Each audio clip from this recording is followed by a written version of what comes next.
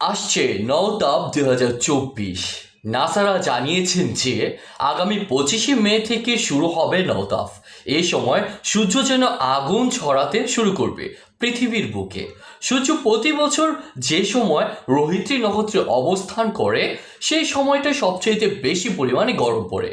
আগামী 25শে মে সকাল 3টে থেকে 16 মিনিটে সূর্য রোহিত্রী নক্ষত্রে প্রবেশ করবে।